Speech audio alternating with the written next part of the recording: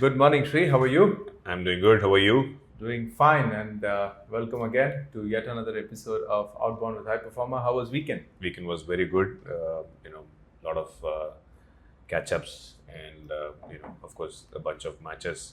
Did you see the India hockey match? So By the much way, is happening. by the say I say India, I'm sure you're thinking about the cricket. I'm talking about the hockey. Of course, the Asia Cup that was live yesterday. We saw the Alcaraz tournament. Okay, I didn't What see a that. power game that was! What a power game! Uh-huh. It just shows how he's transcending boundaries to the next level after level. Okay. Okay. From the Wimbledon finals, it was all about Sinner. But this game, This game is good. Alcaraz was just all over, right? So isn't that just I fantastic to haven't. hear? It's amazing. Great match. Okay. But So- tell us what you've got today. What do you want to chat about? Yeah, I think interesting thing, Ramesh. I was just thinking about it as part of the thing. I was just trying to happen to see our blog, which we had done like a couple of years back. It looks Okay. very old, right? And that blog said, hey, it was talking primarily about how do you get your first 100 customers, right? I was just running through it and I thought in about the last couple of years, what happened to us. I think this whole thing is obsolete, right? So the topic I want to talk about, I think specifically, Ramesh, is that like how do you get your first 100 customers, right? Great topic. We started this. We've heard a lot of founders. When you say, "Hey, this is my startup and my success story is getting your first 100 customers in Yeah. first 100 days, second 200 customers in 200 days." Yeah. And prelude to continuing from where we left last time, it's about SMBs and how you Okay. can do it that way. The answers were obviously very obvious back end, right? You did a product hunt, you did launches where what was it called, app, where you could just get the 50% of revenue went to them. AppSumo, there you go, right? You could do that. You could write a killer blog post, right? And it would be all over the internet, virality. Cold emails, get a bunch of email lists and just send these email lists. 100 customers it was just a matter of mindset. Yes. You wanted 100 customers, you were ready to go all out, put in the money, put in the list, you could get it. But today, that playbook is obsolete. Okay. We ourselves have tried it. We were successful maybe yeah. a year and a half back. But with the product becoming so much more nuanced, I would never even venture out that way, trying to get 100 customers Okay. Today in 100 days, right? Simply because Product Hunt isn't the valid platform anymore. It's just not spray and pray. Getting to rank on Google doesn't mean anything because, if you take the top space, the inventory, Google takes over their own search. I mean, a lot of AI, their insights, and it's just noise. I don't think 100 customers is even a good, is a mark of a good progress because the effort that you need to do now Okay. is probably nuanced. What do you think? I think just to be clear to the audience, understand, we're not talking about the the hyper growth companies, right? I'm talking about a typical SaaS company, Of course. right? Or an app or a app which we typically want to launch. The playbook, what worked well about 2 years back is obsolete right now. There are multiple reasons to it. We're going to dive deep into some of them. We'll also share, Ramesh, what has been working from what you have seen as well. That's a way I look at it. Sure. But I think one thing is very common, Ramesh, right? From what we have seen, of course, we definitely need that 100 customers, right? Yeah. Very critical for us to understand. But what it means today is that we need to be more creative, right? We need to be more focused where you have clarity on the ICP from day one. It can iterate, but I think the big change from what I'm seeing is that you should know, for whom you want to sell. It can change over a period of time, but I think you should basically go down and then understand who the ICP is for you. And more importantly, Ramesh, if you from what we have seen in the past, even we have been talking about it. In the past, we wanted, to spread wide and, broad.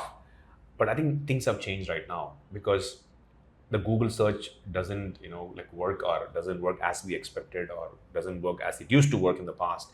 So things have been very deeply focused into a LLM-based search. Yeah. So the search world has changed, and the search only shows up when you have specific details, which is very laser sharp, right? Yep. And everything else have changed, in that ecosystem already. Totally. So what it means is that a lot of, importance is going into creativity and focus. Yeah. Rather less on spreading yourself thin and trying to try 100 things and then see what works. Of course, it's more iterative. That's what I will think. But I think let's just double click on why the old, the playbook doesn't work anymore. right? What do you think? Yeah, we touched on upon this initially when we started, right? I think the whole point is the channels were set back in the day. Okay. You had product hunt. If your product was reasonably good enough, you had an AppSumo. Yes. You had email marketing coming your way. You had a good blog would organically feature on Google. Correct. And of course, if you had your pockets were full, you Correct. could do a spray and pray on Google AdWords. Just put the keyword and hack your way into that. And the 5 important now. All of these 5 are not relevant anymore, right? Product hunt always guaranteed that you get the eyeballs, which means you get 1,000 words in one day, and you are product of the day. People used to look at it as, wow, what is this product of the day that's coming up? Correct. Not relevant anymore. Who goes to product hunt, right? I mean, it's important. It's a sense of satisfaction that you want to release something and put out something there, but it's not like I want to buy this product now. Go to product hunt today, and there are 5 of the same category products that are getting released in this new LLM AI world. Right? So product hunt, no.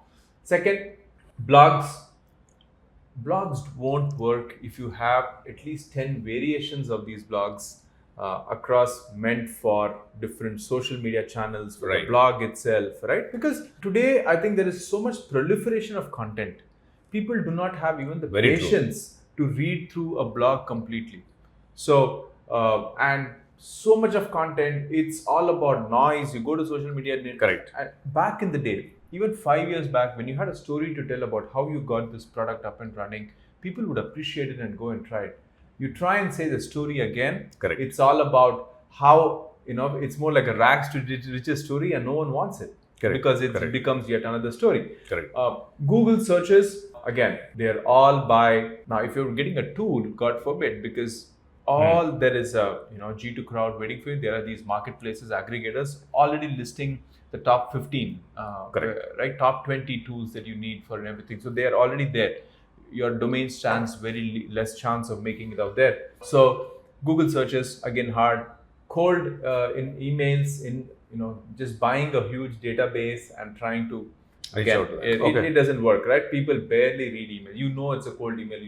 It's an AI generated email. So it's very hard to get these 100 customers in these 5 channels. Okay. But there are a lot of ways, Yeah, which were predominantly the top channel, right? I think we pretty much we were pretty keen to get a product hunt launch and things. So, Ramesh, what's happening, if you could take a step back and also talk about it, right? Of course, there is one large change which happened about, I think, 2 years ago, which is the search is changing, LLM is becoming the source of, because as a result of which the behavior is changing, right? You don't go to product hunt anymore to basically discover a product, which means that the audience, does product hunt have your audience? Very less likely. You might get traffic, but it is all becoming like self-generated traffic. Yeah.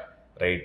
The audience is not of interest for you. It's mostly you. Basically, I'm sure maybe everybody in even the audience we're looking at today. You're getting at least 4 or 5 requests in your LinkedIn and a bunch of email to ask them to like the product they're launching. So we have also done that. Right. There are like a lot of third-party folks who help us get the traffic on the product, and all of them have come down where the ICP you want to target are not hanging out there. That's a great. See, the problem is that the places which used to get results were the places where our ICP, the B2B, the buyer specifically, were hanging out, and that's changed, right? So let's talk about great point, right? I mean, I would say that is where the key thing, Ramesh, just to add to that. So we need to find where exactly your users spending time now. In fact, that's the way I would flip the problem. Yeah. Rather than worrying about getting 100 customers. I think the place where your customers were hanging out, specifically if you're a B2B user, have changed. What do you think? Totally. Right? I think you scratch the surface of this topic with the ICP, right? Correct. It's one of the most important pieces, I believe, and which I always talk to our team about is, who is your ICP? Who do you want to sell to? You can't sell to 5 people in an organization. Correct. Who is the right ICP? I think that's we are obsessing over that deeply all the time. Even in a sales call, we are asking, hey, is this your right ICP? Is this, you want to disqualify people whom you don't want to be. Right? So that's very important. Let's go deep into who our ICP is. Let's understand what their problems are. What are they working on? What is their current workflow? What is their trigger right? And that will define who the ICP is. Like, you can't convince a person who doesn't belong to your ICP just by throwing a freebie or anything at all, right? Just because they're a stranger, they come to my website. I do not have the powers to convince them anymore, right? So which means when it's more of an outbound piece. So what it means, Ramesh, what you're saying is that, hey, by ICP you mean the buyer. The buyer. Right? The whole premises in which we operated the marketing in the past, at least the growth marketing, was that the buyers, the target buyers were using Google, the target buyers were using the product, and the target buyers were getting into these directories to buy some new tools. What you're saying is that has changed. That has completely changed. So now, one is that you should even more have focused on who's your buyer, who's going to pay for your product, right? Who probably might be willing to try your product. Even it could be design partner, that is one. Now, what you're saying is that you need to basically really have clarity on that, where you want to start. Correct. Because now you don't know places where people are going to come in crowd and then you can kind of grab them there. Now, the only way you could basically win your early customers is clearly doing a laser sharp spear fishing, right? Rather than spreading yourself too thin and trying to find somebody. Let me also tell you, while you're trying to do that, right? The previous tactics, the 5 that I already mentioned, product hunt, email, and all that, it's spray and pray, which is you kind of, but when you're obsessively looking for your ICP, it's hard. It's hard because it takes that amount of time as well. You don't know where they are. So that brings me to the next pass is, one is defining the ICP. The next one is figuring out where they hang around. Where are they? Are they talking? It's very hard to find them, to get their attention. Correct. But Ramesh, before you get to the next one, I know you're keen to get to the next one. I just want to double click on one thing you mentioned. You just slid it in. You said you should disqualify, right? Yeah. So let's just double click that so that our audience have clarity, right? When you say disqualify people or audience you want to interest, let's double click that. Maybe you can give an example how you did that in High Performer, right? How did you identify ICP? I'm sure it's evolving.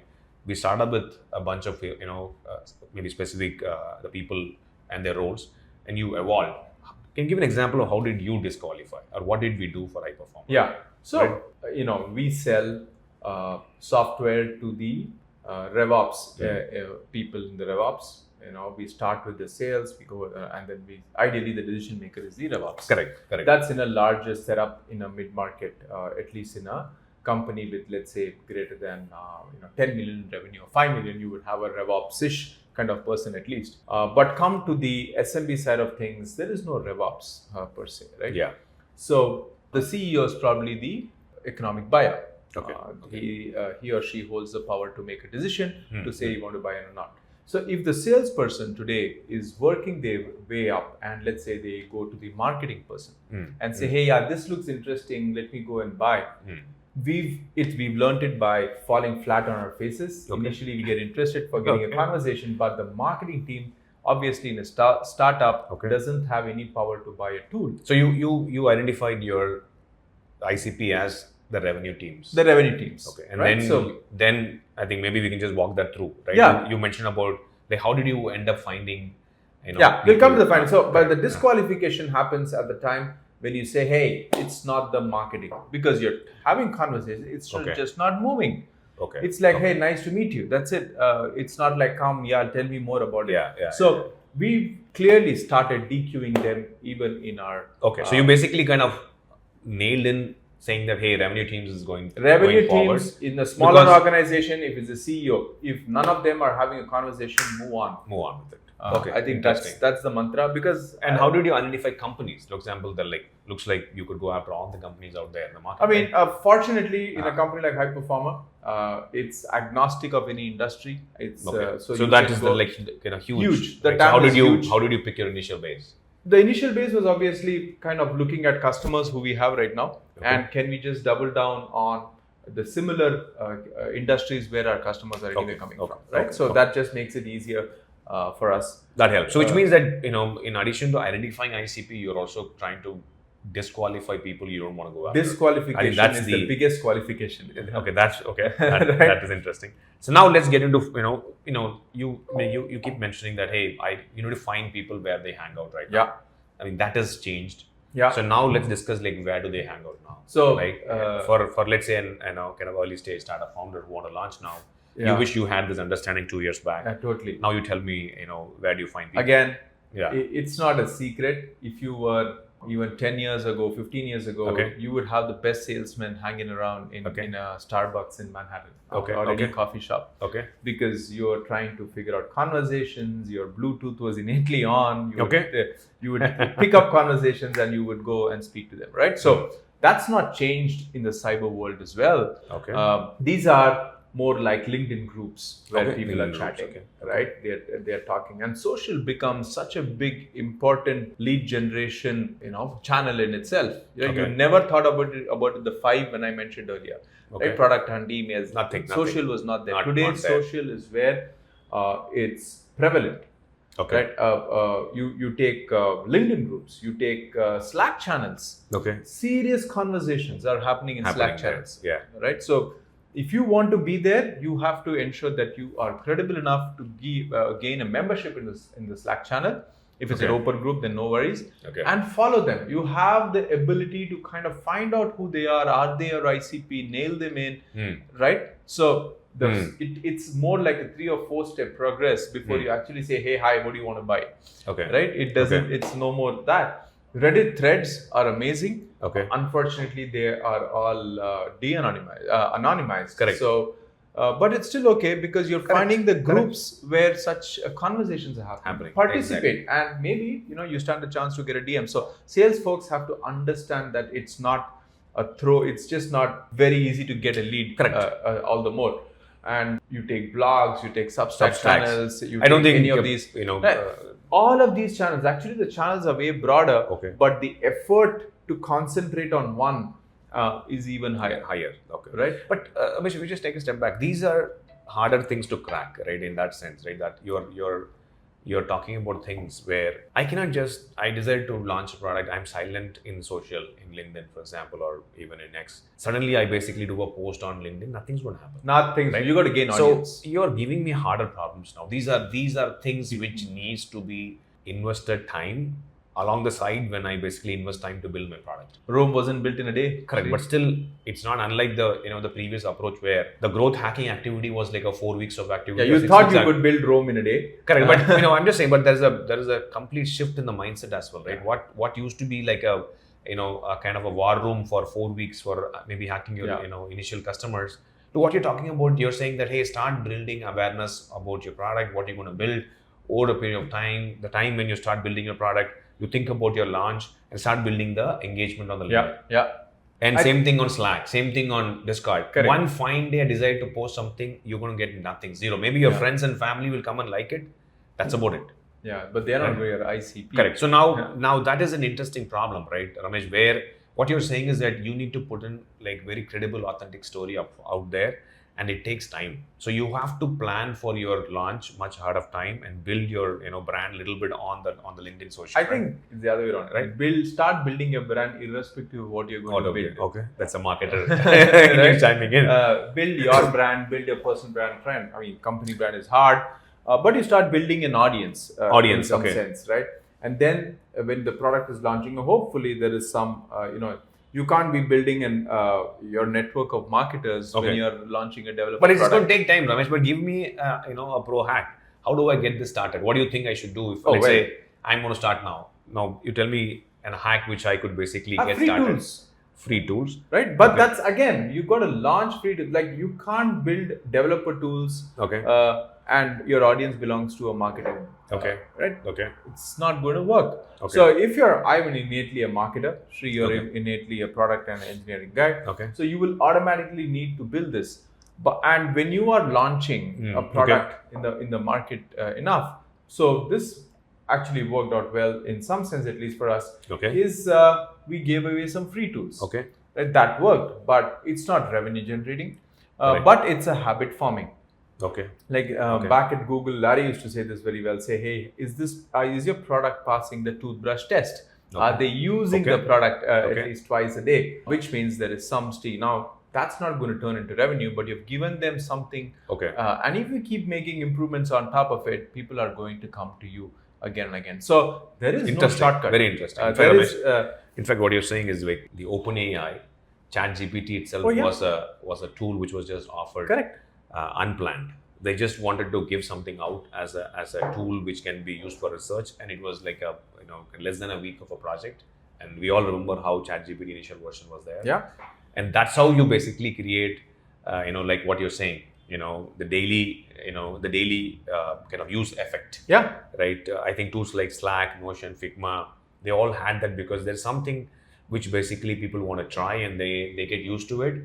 And over a period of time, you build your product and your GTM around that. Absolutely. So you're building your brand, you're building the faith around the product, you're seeing how stable they are, and you're always waiting for new updates. You have, start rotating emailers to these people and telling them what they want. So it's narrow. It's going to take a lot of time, but it is still very worth it. Correct. And also, very, very important thing, Ramesh, instead of when we say like you have to be in these forums, what you're saying is that, hey, try to find ways to participate or insert yourself in these communities, right? It could be as simple as, I'll tell you, if you start commenting on these relevant posts in LinkedIn or in Twitter, you will have 10x more impact than actually publishing, on your initial own times. Absolutely. I mean, it is even more than 10x, right? So start identifying conversation, but you can't keep inserting yourself without giving anything. So you have to give something to the audience so that they start kind of respecting you, they start listening to you. Yeah. And one way of giving back is to giving them tools which are useful. Yeah, but absolutely. Right? Everyone loves free stuff. Everyone loves free. But tools. you want to genuinely give something back to your audience, right? And then they try that, they get to know about you. Then you basically launch something big, and then you start progressing. Absolutely. So 3 things that we've spoken about is, one is be obsessive about your ICP. Be very clear who they are, what they want. Second is go ahead and keep finding them where they hang, where are they partying, where are they hanging around, where are they sipping coffee, and you've got to be there. Third is build a habit around that. That's the toughest. Yes. You've done 2 important steps. Don't leave it there, and don't think that if you can just bombard them, they will get to you. You've got to build that daily habit with them. Right? Absolutely. Pass the toothbrush test to them. If not twice, brush your day at least once for a healthy living.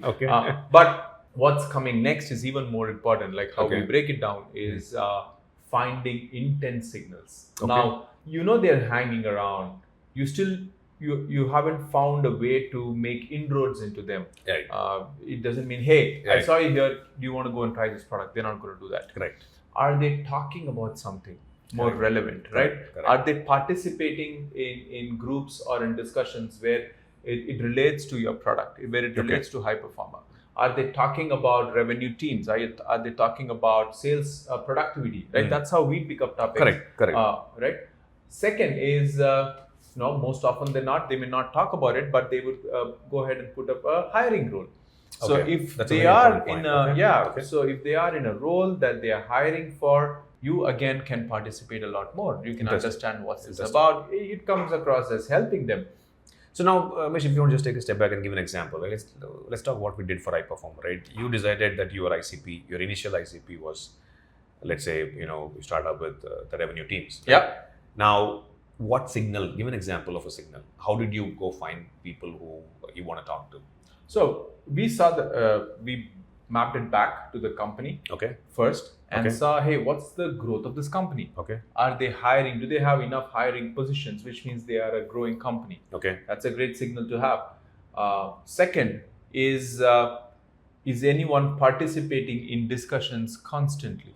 Interesting. Right? In the topics of interest. In the topics of interest. Which is relevant to your product and your segment. Absolutely. Right? You said people who are hiring, you said people who are participating in engaging. The third is, are they, if not posting, are they engaging in discussions by influencers? Interesting. Right? Let's say the CEO of OpenAI, let's say Sam is kind of putting up an update. Are these people who I'm trying to follow, are they participating in that? Because the moment you are on that wave, you are likely to get noticed anyways. And that's another way to get that, right? It's about very nuanced effort that you need to do, and keep watching and strike when it really matters.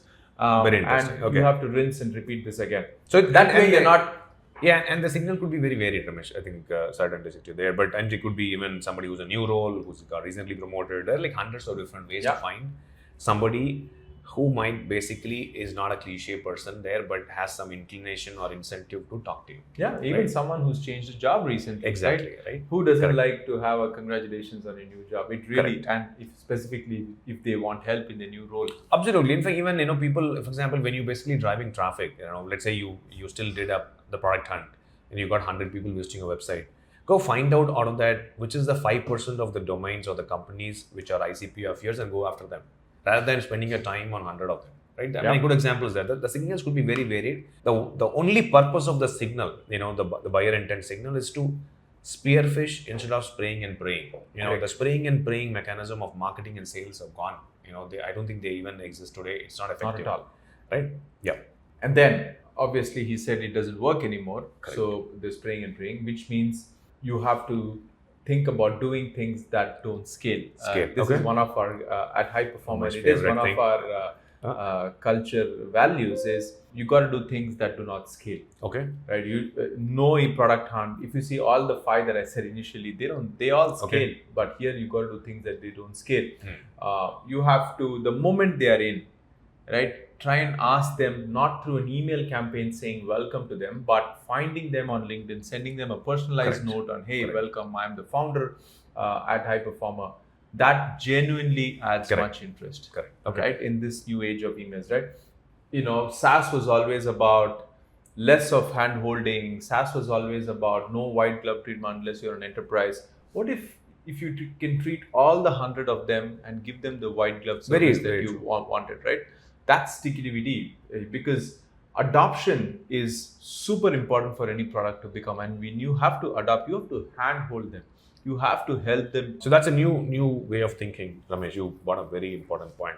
You're saying that, hey, SaaS used to be self-serve always, right? So that was the notion of it. That was the notion, and then we always used to fight the whole problem of churn as a side effect, right?